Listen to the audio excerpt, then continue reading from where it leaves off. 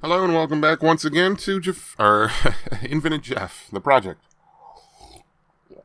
where I, Jeff, read the book Infinite Jest to you one page at a time, one day at a time. Infinite Jest is a book by David Foster Wallace, published originally 1996.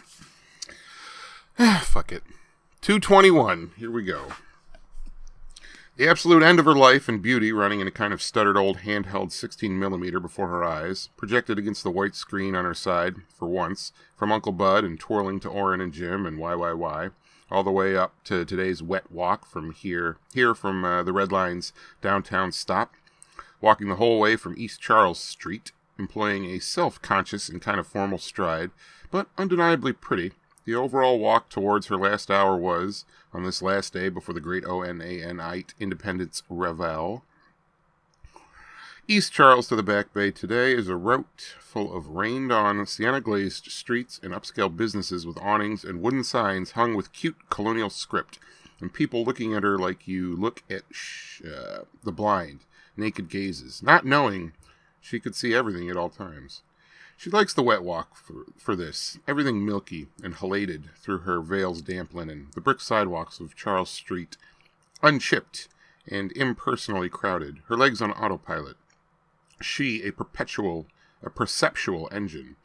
holding the collar of her overcoat closed at her poncho's neckline in a way that lets her hold the veil secure against her face with a finger on her chin, thinking always about what she has in her purse, stopping in at a discount tobacconist and buying a quality cigar in a glass tube, and then a block later placing the cigar inside carefully among the overflowing waste atop a corner receptacle of pine green mesh, but keeps the tube, puts the glass tube in her purse, can hear the rain's thup on tight umbrellas and hear it hiss in the street,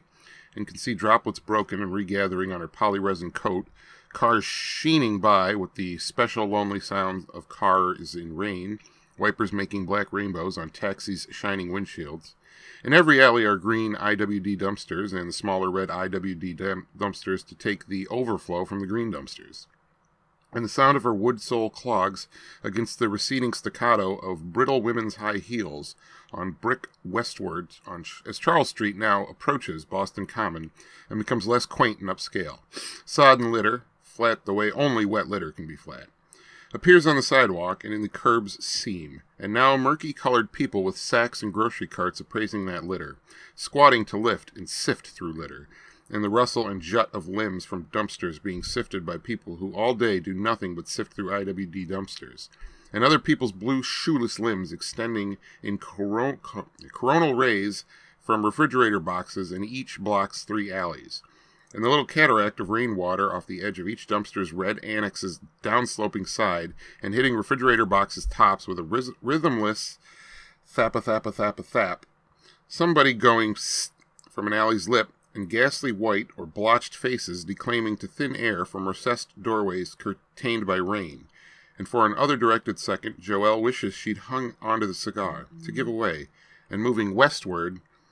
into the territory of the endless stem, near the end of Charles, she starts to dispense change